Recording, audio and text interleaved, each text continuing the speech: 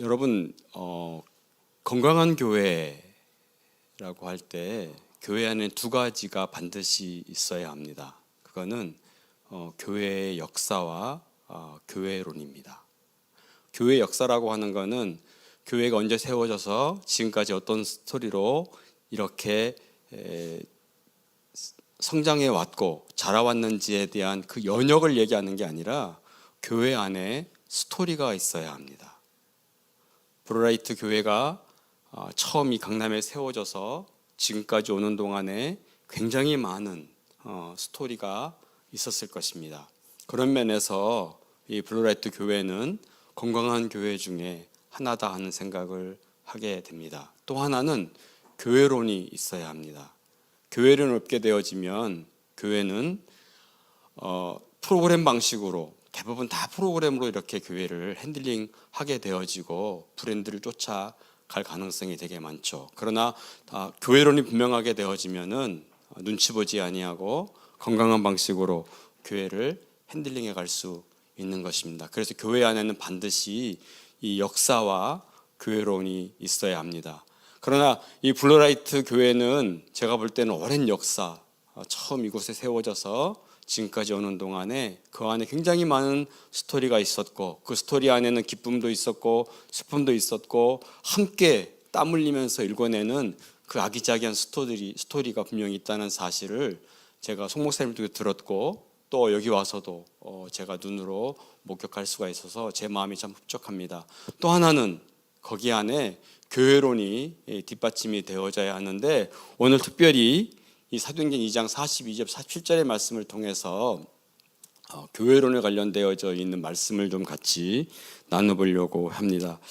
여러분 살아있다라고 하는 이 말은 상당히 깊은 의미를 가지고 있는 단어입니다. 그것은 단순히 생물학적인 의미를 넘어서 좀 더 포괄적인 차원의 뜻을 가지고 있습니다. 살아있다는 것은 죽어있다는 것의 반대적인 의미이기도 하지만 살아있다는 것은 생명력을 지니고 있다는 거예요. 생명력을 지니고 있기 때문에 거기 안에는 역동성이 있습니다. 역동성은 정지되어 있는 것이 아니라 계속해서 움직이고 앞으로 나아갈 수 있게 하는 운동력이 그 안에 가미되어져 있습니다. 그리고 이러한 생명력과 역동성 그리고 운동력이 종합적인 삶은 다른 어떤 것에 영향력을 미치는 것입니다. 따라서 살아있다는 것은 이 네 가지의 사전적인 의미를 담고 있습니다. 첫째는 생명력이고 둘째는 역동성이고 셋째는 운동력이며 마지막은 영향력입니다. 그래서 살아 숨쉬는 교회라고 하는 것은 바로 영향력을 미치는 교회, 그게 살아 숨쉬는 교회, 그렇게 정의해 볼 수가 있습니다. 자, 이제 교회라고 하는 말을 한번 제가 다시 여러분과 함께 공부해 보려고. 여러분, 교회라고 하는 것은 두 가지 의미가 있어요. 하나는 가시적인 교회와 또 하나는 비가시적인 교회입니다. 가시적인 교회라고 하는 것은 블루라이트 교회, 이렇게 눈으로 볼 수 있고 함께 모여서 예배할 수 있는 이 공간, 이게 가시적인 교회, 그렇게 이야기할 수 있어요. 그럼 블루라이트 교회의 비가시적인 교회는 뭐냐? 그거는 예수 그리스도를 주로 믿는 사람들이 모여있는 공동체, 커뮤니티를 이야기합니다. 그래서 가시적인 교회와 비가시적인 이 교회의 두 가지 요소가 건강할 때에 그것이 바로 교회의 생명력을 가져올 수 있는 주춧돌이 된다라고 하는 것입니다. 여러분, 그렇다면 살아있는 교회라고 하는 것은 단순히 예수님을 믿는 사람들이 모인 수동적인 삶을 사는 공동체가 아니라 그 안에 생명력이 있고 역동적이며 운동력이 있으며 더 나아가서는 이 세상에서 영적인 영향력을 행사할 수 있는 미셔널 처치, 즉 사명지향적인 교회, 그렇게 정의해 볼 수가 있습니다. 하나님의 마음을 닮은 교회라고 하는 책을 쓴 이 미네트리아 이 학자는 살아있는 교회란 도대체 뭐냐라고 많은 사람들이 질문했는데, 한 곳에 정박해 머무는 교회가 아니라 세차게 몰아치는 파도를 대항하여 안전지대 안에 머무르는 교회가 아니라 변화를 추구하는 교회다, 그렇게 이 학자가 정의했어요. 여러분, 살아있는 교회라고 하는 것은 안전지대를 추구하는 교회가 아닙니다. 편안하게 쉼을 갖는 교회도 아닙니다. 그것은 생명을 무릅쓰고 영적인 전투에 참여하는 교회, 역동적이고 변화를 꿈꾸는 교회, 그 교회가 바로 살아있는 교회입니다. 더 넓게는 거친 파도를 대항하며 목적지를 향하여 항해하는 교회가 바로 살아있는 교회, 그렇게 여러분 정의해 볼 수 있어요. 여러분, 제가 인도네시아 선교사로 있을 때 이 한국처럼 이렇게 집이 다 인디비주얼하게 개체적으로 지어진 게 아니라 길게 지어요.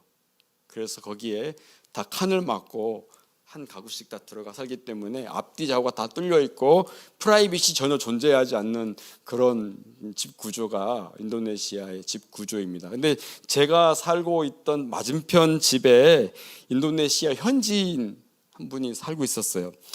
근데 우리는 이제 이 강아지가 반려견이기 때문에 다 안방에서 이렇게, 요즘 얼마나 반려견이 핫 이슈가 되어 있어요. 인도네시아는 고양이는 귀한 동물, 개는 천한 동물이에요. 그래서 고양이는 되게 사람들이 지나가면 밥도 주고 막 길고양이 다 밥을 주는데 개한테는 별로 관심을 갖지 않을 만큼 천박한 동물, 저주, 부정, 이렇게 인식이 되어 있어요. 그런데 그런지 모르겠는데 그 주인이 작은 강아지 3마리를 이렇게 새장 같은 곳에 넣어서 기르는 모습을 제가 봤습니다.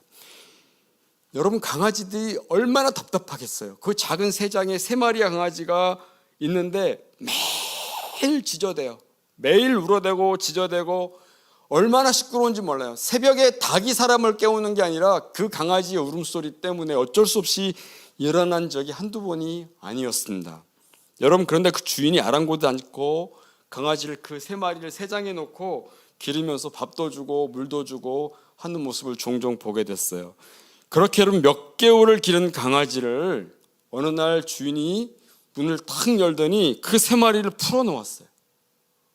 여러분, 근데 너무 이상한 것은 그 강아지가 움직이지도 않고 멀리 가지도 않고 여전히 새장에 갇혀 있는 듯한 상태로 누군가가 자신들을 해칠까 봐 겁에 질려 있는 모습을 제가 보게 된 것입니다.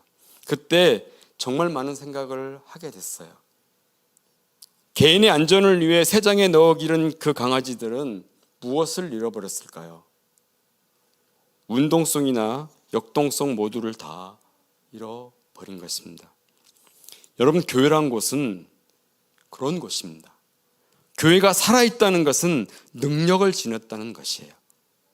움직일 수 있고 생명을 번식시킬 수 있고 누군가에게 영적인 영향력을 계속해서 전염시킬 수 있는 것, 그것이 여러분 교회입니다. 그리고 교회 안에 이 역동성과 운동성을 잃어버리면 안 된다는 것입니다. 여러분, 그런데 교회가 살아있지 않고 죽어있으며 그러한 기능들을 상실해버리게 되어지면 요한계시록에 보면 하나님께서 이 세례 요한을 통해서 라오디아 교회를 책망합니다. 차지도 더럽지도 아니한 미지근한 상태에 놓인 교회라고 책망하는 것을 우리가 이 라오디아 교회의 그 삶을 통해서 우리가 살펴볼 수 있어요. 여러분, 차지도 더럽지도 미지근한 상태에 머물러 있다라고 하는 것은 그 교회가 가지고 있는 역동성이나 운동력이나 세상에 영향력을 미칠 수 있는 그 영적인 파워를 완전히 잃어버린 것입니다. 교회가 건물만 유지하고 사람들만 모여 있지 그 안에 역동성도 없고 운동력도 없고 사회를 변화시켜 나갈 수 있는 그 영향력을 완전히 상실해 버린 것입니다. 오늘 저는 특별히 우리가 읽었던 이 본문의 말씀을 통해서 정말 우리가 살아 숨쉬는 교회라고 하는 것은 어떤 교회일까? 그 부분을 여러분과 함께 좀 고민해 보려고 하는 것입니다. 여러분, 교회가 세상에 전복당하거나 끌려가는 것이 아니라 세상을 하나님의 말씀으로 지배하며 우리가 살고 있는 이 공적인 사회에서 공적인 영향력을 발휘하면서 살아갈 수 있는 그 교회는 어떤 교회일까요? 어떤 교회가 그러한 영향력을 행사할 수 있는 교회일까요? 오늘 이 사도행전을 쓴 누가는 그 부분을 잘 우리에게 설명하고 있습니다. 특별히 사도행전 2장 42절부터 이 47절의 메시지를 우리가 유심히 보게 되어지면 거기에는 교회의 질적인 특성 4가지가 우리에게 분명하게 보여지고 있습니다. 제가 오늘 본문을 다시 한번 읽어볼게요. 그들이 사도의 가르침을 받아 서로 교제하고 떡을 떼며 오로지 기도하기를 힘쓰니라. 사람마다 두려워하는데 사도들로 말미암아 기사와 표적이 많이 나타나니 믿는 사람이 다 함께 있어 모든 물건을 서로 통용하고 또 재산과 소유를 팔아 각 사람의 필요를 따라 나눠주며 날마다 마음을 같이하여 성전에 모이기를 힘쓰고 집에 떡을 떼며 기쁨과 순전한 마음으로 음식을 먹고 하나님을 찬미하며 온 백성에게 칭송을 받으니 주께서 구원받는 사람의 수를 날마다 더하게 하시니라 라고 기록이 되어 있어요. 여러분, 이 구절 안에는 살아 숨쉬는 교회, 역동적인 교회, 성령이 불타는 교회, 하나님께서 쓰시는 교회의 질적인 4가지의 특성이 담겨져 있습니다. 첫째는 예루살렘 교회는 어떤 교회였냐면 배움이 있는 교회였습니다. 42절 말씀 보면은 그들이 사도들의 가르침을 받았다, 그렇게 기록하고 있어요. 달리 말하면 날마다 말씀을 상고와 그 말씀을 따라 살고자 하는 훈련이 있는 공동체였다는 거예요. 사도들의 가르침을 받는 교회, 그 교회가 예루살렘 교회였습니다. 여러분 아십니까? 예루살렘 교회가 그 기나긴 환난과 핍박, 모진 고난 속에서도 씩씩하게 성장할 수 있었던 비결은 다른 데 있었던 게 아니라 함께 모여 하나님의 말씀을 상고하며 훈련을 받은 그것 때문에 고난과 역경이 올 때에 이길 수 있는 힘이 있었다는 사실입니다. 이 훈련이 교회를 지탱하는 기반이 되었던 것입니다. 여러분, 교회가 건강하다고 하는 것은 사람들의 숫자를 말하는 게 아니에요. 얼마나 많은 사람들이 모이느냐, 그게 교회의 건강함을 얘기하는 것이 아닙니다. 유독 한국 교회는 얼마나 많이 모이느냐가 교회의 영향력을 드러내는 것이고 교회가 세상에서 영적인 영향력을 행사하는 것처럼 포장되어져 있습니다. 여러분, 그러나 교회는 숫자에 의해서 그 영적인 영향력이 나타나는 것이 아니라는 사실이에요. 얼마나 많이 모여 있느냐가 아니라 얼마나 많이 하나님 말씀으로 훈련되어져 있는 그리스도인들이 모여 있느냐, 그것이 교회의 건강함을 나타내는 표지가 된다는 사실입니다. 여러분의 사도행전 저자인 누가는 예루살렘 교회를 소개하면서 여러분 제일 처음으로 훈련된 공동체, 이렇게 소개하고 있을까요? 그들이 사도의 가르침을 받아 라고 첫 번째 42절에서 말씀하고 있습니다. 다시 말하면 사도들의 가르침을 받는 교회로 소개한다는 거예요. 그것은 교회의 믿음과 삶은 말씀을 통해서 형성되어진다는 사실을 우리에게 일깨워주고 있는 것입니다. 여러분, 말씀은 우리들의 신앙의 뿌리를 든든하게 하는 도구입니다. 말씀이 깊지 않은 사람들은 평소에 잘 몰라요. 그 삶에 환경에 어려움이 오고 고난과 역경과 이겨낼 수 없는 삶이 그 안에 불어닥칠 때에 말씀으로 든든히 훈련되어져 있는 사람들은 이길 힘이 생기는 거예요. 면역력이 있는 것이죠. 그러나 말씀으로 훈련되어져 있지 않는 사람들은 평안할 때는 잘 모르지만 삶의 고난이 오면은 그냥 무너져 버리고 결국에는 내 안에서 주님을 밀어내 버리는 경우가 종종 있다는 사실이에요. 이사야서 26장 3절에 보면 심지가 견고한 자를 평강의 평강으로 인도하시리라 라는 구절이 있어요. 제가 유독 좋아하는 구절 중에 하나예요.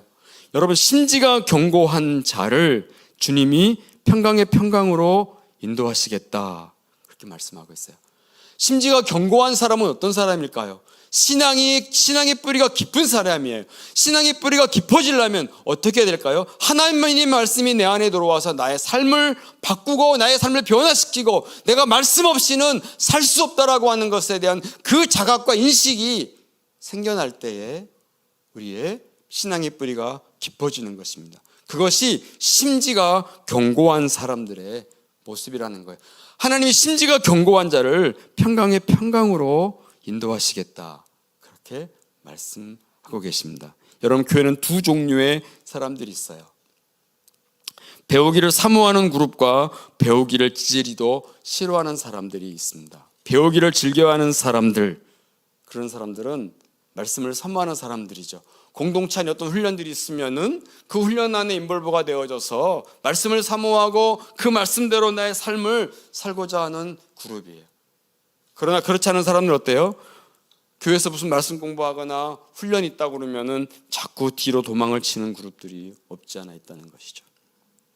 저는 정말 많이 경험했어요. 중고등부 수련회를 데리고 가거나 청년 집회를 인도하거나 하면은 은혜를 받지만, 순간 은혜를 받지만 그 은혜가 한 달도 채 가기도 전에 사라져버리는 것들을 정말 많이 보게 됐어요. 왜 그럴까요? 은혜가 은혜로 남고 그 은혜가 내 신앙에 깊은 뿌리를 내리기 위해서는 말씀과 같이 가야 한다는 사실이에요. 여러분, 살아있는 교회는 말씀 훈련이 왕성한 교회입니다. 날마다 하나님 말씀을 붙들고 씨름하면서 그 말씀대로 살려고 하는 교회, 그 교회가 건강한 교회인 줄로 믿습니다. 여러분, 두 번째로는 서로 돌보는 교회였어요. 예루살렘 교회는 서로 돌보는 교회였어요. 42절에 축약해서 특징을 말하고 있는데 서로 교제하고 떡을 떼며 오로지 기도하기를 힘썼다, 그렇게 말씀하고 있습니다. 예루살렘 교회의 두 번째 특징은 서로 돌보는 교회였다는 거예요. 서로 돌보는 교회. 앞에서 말씀드린 말씀을 사랑하고 훈련된 공동체가 된다는 것은 하나님을 사랑하는 마음을 갖는다는 의미예요.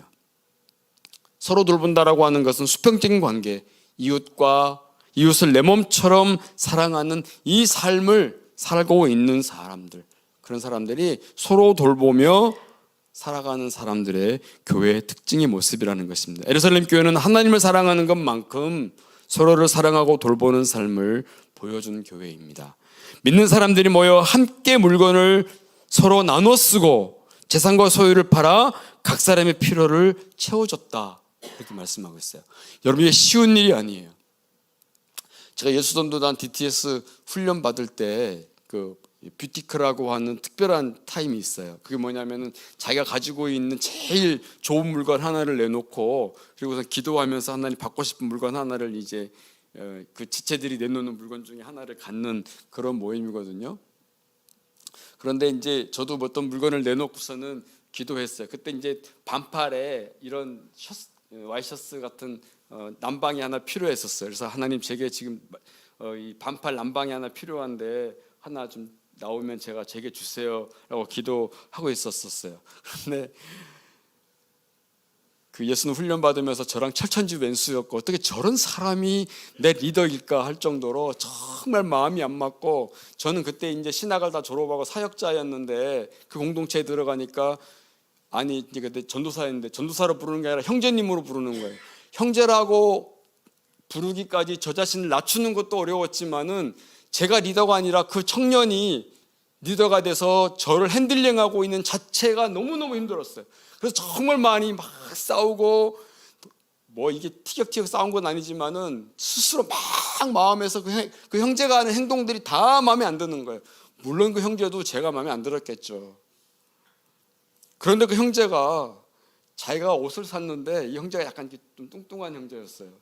근데 이 사이즈가 100 사이즈인데 105 정도 사야 되는데 100 사이즈를 사서 맞질 않는 거예요. 그래서 하루 입어보고 난 다음에 도무지 맞지 않는 옷을 가지고 있다가 그날 뷰티크 타임에 그걸 내놓은 거예요. 아니 주님, 제가 기도하던 게 저기 있잖아요. 그런데 그 형제가 내놓은 거예요. 그래서 제가 그걸 받을까 말까 참 마음 고민하다가 결국에는 받아 입고, 그리고서는 그 예수는 훈련 끝날 때까지 그 형제에게 되게 고마운 마음이 생기게 됐어요. 야, 어떻게 저 형제가 내가 꼭 맞는 저 옷을 내놓을 수 있을까? 하나님은 참 선하신 분이야 라고 제가 하나님 앞에도 영광을 돌리고, 결국 그 형제하고 그 어려웠던 관계가 시간이 갈수록 화해하고 그리고 화목하게 되어져서 끝날 때는 허깅하고 서로 재고백하고, 형제님 내가 정말 형제를 미워했어요 라고 고백하면서 해피엔딩으로 끝나게 됐습니다. 여러분, 서로를 사랑하고 돌보는 삶, 그리고 내가 가지고 있는 물건을 내놓고 재산과 소유를 팔아 각 사람의 필요를 채워주는 삶을 살았던 예루살렘 교회의 모습을 보세요. 여러분, 욕심이 없어서 그랬을까요? 이들은 진정한 의미에서 살아있는 교회의 삶을 보여준 거예요. 나보다도 남을 낮게 여길 수 있는 이 넉넉한 마음이 공동체 안에 있었던 것입니다. 여러분, 돌보는 교회라는 의미 속에는 어떤 의미가 숨겨져 있냐면 한결같은 마음이에요.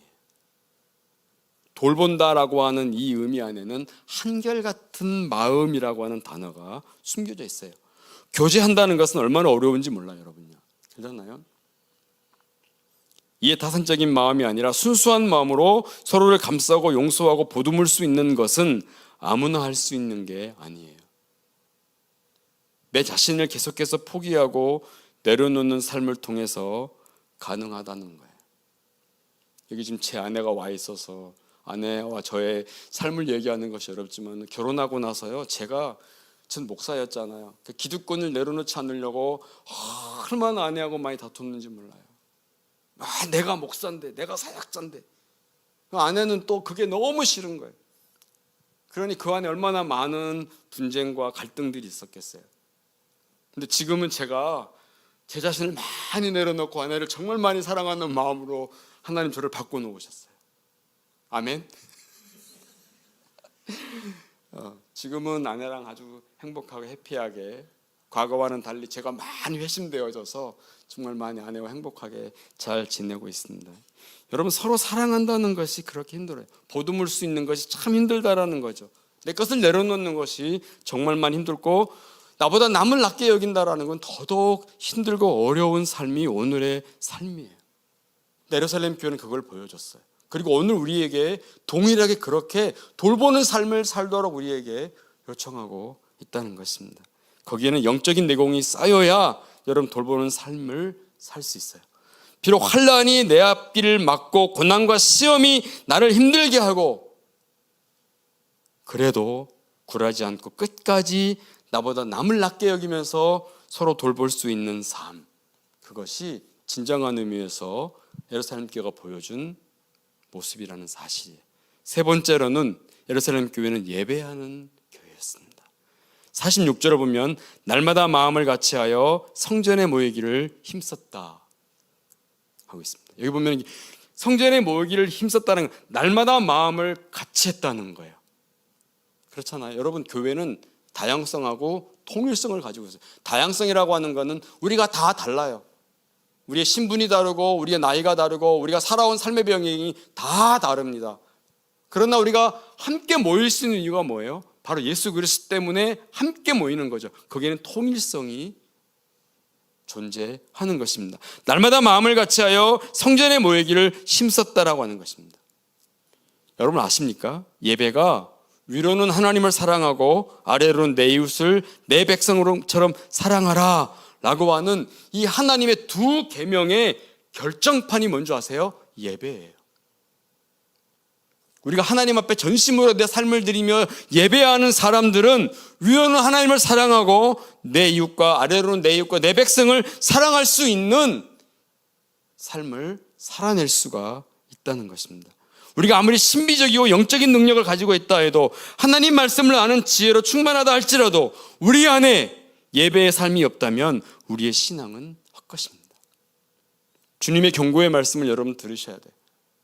주여 주여 하는 자마다 다 하나님 나라에 들어갈 것이 아니라 하나님 말씀을 따라 사는 자만이 하나님 나라에 들어간다 라고 분명하게 여러분 우리에게 말씀했어요. 다른 말로 말하면 계명을 지키는 자, 그 계명을 준행하는 자, 하나님 법도와 율례를 지키는 자, 그가 바로 하나님 나라에 들어갈 수 있는 사람임을 오늘 우리에게 말씀하고 있어요. 여러분, 그게 어떻게 가능할까요? 하나님을 예배하는 삶을 통해서 가능하다는 거예요. 이사야 선지자는 다른 문법으로, 다른 어법으로 우리에게 말씀합니다. 너희가 진심으로, 전심으로 나를 찾고 찾으면 나를 만나리라. 나를 부르짖으라. 너는 내게 부르짖으라. 내가 응답하겠고 깊고 비밀한 일을 내게 보이리라. 그렇게 말씀했어요. 여러분, 너희가 전심으로 나를 찾고 찾으면 이게 뭘 의미해요? 하나님 앞에 예배하는 삶이에요. 하나님 앞에 전심으로 예배하는 자를 주님이 만나주십니다. 하나님 앞에 전심으로 부르짖는 자에게 하나님의 깊고 비밀한 일을 보이신다. 그렇게 말씀하고 있습니다. 제가 만났던 선교사님들 중에 제 삶에 가장 영향력을 미쳤던 선교사님 한 분이 있었습니다. 그의 이름은 나옴이라고 하는 선교사님이에요. 이분이 선교사가 되기 전에 예수를 믿지 않았어요. 그리고 서울에 살고 있었는데 이 집안 전체가 다 넌 크리스찬이었어요. 그래서 이 딸이 워낙 공부를 잘해서 이 부모님이 십시일반으로 다 등록금을 모아서 영국으로 유학을 보냈어요. 그 영국의 명문대학에서 공부하는 그 와중에 예수를 만난 거예요. 그 예수를 만나고 난 다음에 그의 삶을 하나님 앞에 헌신하기로 결정했어요. 그의 헌신의 결정이 뭐였냐면 선교사로 나가는 거였습니다. 집에 레터를 썼어요. 부모님에게. 아버지, 어머니 죄송합니다. 제가 어머니 아버지의 그 소원을 이루지 못하고 제가 공부를 마치고 한국에 들어와서 아니면 영국에서 좋은 직장에 들어가서 엄마 아빠에게 효도하려고 했지만은 하나님 만나고 선교사로 나가기로 헌신했습니다. 집에 전화가 왔어요. 당장 소환하라. 그래서 집을 소환시켰어요. 그래서 그 아버지가 앉혀놓고 호적을 파든지 아니면 여전히 우리 집에 딸로 남든지 결정해라 했어요. 근데 이 여자분이 이 자매가 아버지 저는 선교사로 나가겠습니다. 그리고 정말로 영국으로 떠나게 됐어요. 근데 영국으로 떠날 때 선교 후원할 수 있는 교회가 한 군데도 없었는데 런던에 있는 어느 선교회에서 이 소식을 듣고 우리가 후원하겠습니다 했어요. 그래서 런던에 있는 어느 후원단체에 후원을 받고 어디로 갔냐면 아프리카 마사이족으로 선교사를 가게 된 거예요. 그 마사이족에 가게 되면 자기와 동일하게 파송받은 선교사가 있을 줄 알았는데 그 마사이족에 갔는데 아무도 선교사로 파송되어지지 않은 그곳에 혈혈단신으로 들어가게 됐어요. 여러분 가보신 줄 알지만 마사이족은 이렇게 소가 똥을 싸면 여름에 바짝 굽잖아요. 그럼 그 역청을 발라서 이렇게 집을 세모로 지어요. 그럼 그 안에 소똥 냄새가 이루 말할 수 없이 진동하는 거죠. 그리고 한국의 자매에다가 또 영국의 신사, 이 체면 문화를 배운 이 자매가 그 소똥집에서 삶을 보내는 동안 얼마나 많이 힘들었는지 몰라요. 또 이 마사이족은 이 여자들이 시도 때도 없이 강간을 당했기 때문에 그 자체가 두려웠어요. 그래서 잠도 못 이루고 그리고는 찬송가 1장부터 500장 넘을 때까지 아는 찬송을 고래고래 부르면서 그렇게 시간을 보내게 됐어요. 더 놀라운 것은 참 죄송합니다. 이 마사이족은 화장실이 따로 없어요. 그렇기 때문에 아무나 대소변을 보는 거예요. 근데 이 한국 이 자매가 아무데나 대소변을 볼 수 없잖아요. 화장실을 찾아도 없는 거예요. 그래서 대소변을 못 넣어가지고 몸이 딩 붓고 막 부종이 생기고 난리가 났어요. 그리고 어느 뜨거운 햇볕이 쨍 내리쬐는 정오에 살짝 소똥집에 나와 보니까 아무도 없어. 그래서 기회를 틈타서 화장실에 들어가 이제 화장실을 찾아 들어서 숲으로 들어가서 대소변을 누려고 하는데 이 마사이족 사람들도 도대체 저 여자가 언제 화장실 가나 보자 하고 벼르고 있었던 거예요. 그리고 다 숨죽은 듯 조용하고 우리가 다 조용하면 저 여자가 소똥집에서 나올 거야. 그리고선 다 기다리고 있었는데 이 자매가 그 소똥집에 나와서 숲으로 들어가서 대소변을 누고 있는데 그 족속 사람들이 다 몰려와가지고 둥그렇게 원을 구르고는 그 여인이 대소변을 누고 있는 모습을 다 보는 거예요. 여러분 얼마나 수치스럽겠어요. 이루 말할 수 없는 거예요. 그렇게 7년을 헌신했는데 한 영혼도 구원을 못 시킨 거예요. 아무도 이 여인을 만나주려고 하는 거 아니에요. 그래서 이 여인이 하나님 저를 잘못 보냈습니다. 그리고는 이 소똥집에 들어가서 기도 길게 하면 하나님 붙으실 것 같으니까 보따리 다 싸놓고 기도 짧게 하고 한국으로 이제 돌아오려고 소똥집에 들어가서 하나님 앞에 기도했어요. 하나님 내가 7년을 하나님 앞에 헌신했는데 한 영혼도 구원을 못 시켰습니다. 주님 한국으로 돌아가겠습니다. 굿바이 갓. 그러고서는 딱 나오려는데 주님이 붙들었어요. 그분 간증은 그래요. 하나님이 이 여인을 백허그를 하면서 하나님이 한숨 쉬시면서 너마저 다 가면 이 마사이족 사람들은 이 마사이족 사람들에게 누가 복음을 전할 거며 저들이 어떻게 복음을 들을 수 있겠니? 네가 나를 위해서 남아줄 수 있어? 하나님과 한 시간을 씨름했어요. 그 하나님께서 내가 주는 평화는 세상의 평화와 다르다라고 하는 하나님의 그 온전한 평화가 이 여인 가운데 임했어요. 그 여인이 하나님의 그 온전한 평화를 맛보고 난 다음에 거기서 재혼신한 거예요. 하나님 내 뼈를 아프리카에 묻겠습니다. 1시간 반을 간증했지만 그 간증을 다 제가 절제하고요, 한 대목만 얘기하려고 해요. 하나님이 이 여인을 얼마나 멋지게 사용하셨냐면요, 어느 날 이제 그 마사족 사람이 강아지 한 마리를 선물했어요. 강아지 한 마리를. 강아지 한 마리가 소똥집에 들어와서 매일 짖어대니까 이게 자장가처럼 들리는 거예요. 얼마나 잠이 잘 오겠어요. 자기와 다르지만 생명 하나가 옆에 있다라는 것이 정말 안전한 거죠.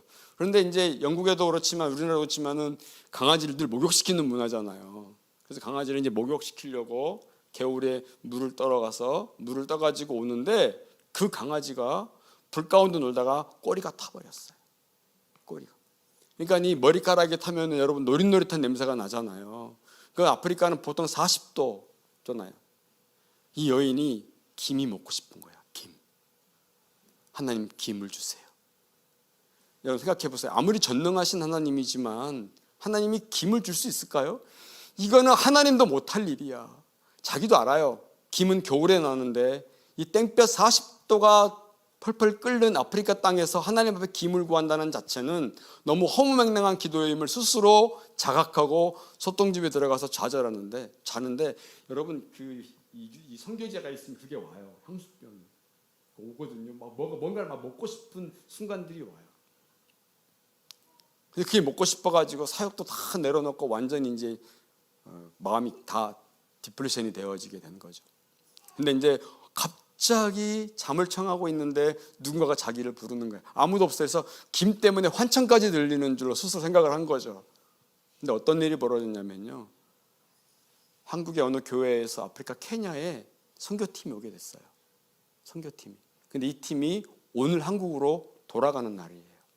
그런데 그 마사이족에 한국 여자가 유일하게 있다는 얘기를 듣고 스케줄을 변경한 거야. 변경하고선 우리가 가서 좀 위로하고 갑시다. 거기에 한국분 한 분이 있다는데 그냥 갈 수 있겠습니까? 그래가지고 케냐에서 여러분 마사이족까지 꽤 먼 거리예요. 차를 1박 2일을 타고 가야 될 만큼 먼 거리였거든요. 그래서 찌푸니를 빌려서 다 이제 이 팀들이 타고서는 그 마사이족에 있는 이 여인을 만나기 위해서 간 거예요. 그리고서는 딱 도착하자마자 나오미 선교사님하고 부르니까 정말 그 소똥집에서 문을 열고 나왔는데 한국 분들을 본 거야. 7년 만에. 여러분 얼마나 반갑겠어요. 막 눈물 콧물 다 쏟고. 선교지 나가 있어 보면 알아요. 한국 사람 보면은 전혀 모르는 사람이 한국 사람 보면 반가워가지고 가서 말 걸고 싶은 생각들이 오거든요. 그래서 막 서로 허깅하고 뭐 눈물 콧물 다 쏟고 막 그러는데 어느 아주머니가 보따리를 푼 거예요. 그리고서는 제가 한국에서 가져올 것도 없고요, 김 100장을 가져왔습니다. 그 여인의 손에 김 100장을 들려준 거예요. 제가 그날 그 간증을 들으면서 한없이 울었어요. 정말 울었어요. 우리의 작은 신음에도 응답하시는 그 하나님. 하나님이 얼마나 대단한 분인가를 하나님 그 선교사님을 통해서 보여주신. 그 아주머니는 그 김 100장이 뭘 의미하는지를 몰라. 근데 하나님은 이미 일주일 후에 이 여인이 김이 먹고 싶을 거라고 기도할 것을 알고 미리 준비하셨다가 돌아가야 될 비행기를 멈추고 그 마사이족에 있는 선교사를 만나서 김을 건네주게 한 거예요. 이 여인이 하나님의 그 오묘한 그 은혜를 맛보고 난 다음에 정말로 그 땅에서 자기의 삶을 헌신한 거예요. 그리고 나서 마사이족 사람들이 그 여인이 그 가가호 방문할 때 딱 던지는 메시지가 있어요. 손을 들고 교회에 온다 라고 하는 거예요. 그 여인은 하나님 앞에서 교회였어요. 마사이족 사람들에게 교회였어요.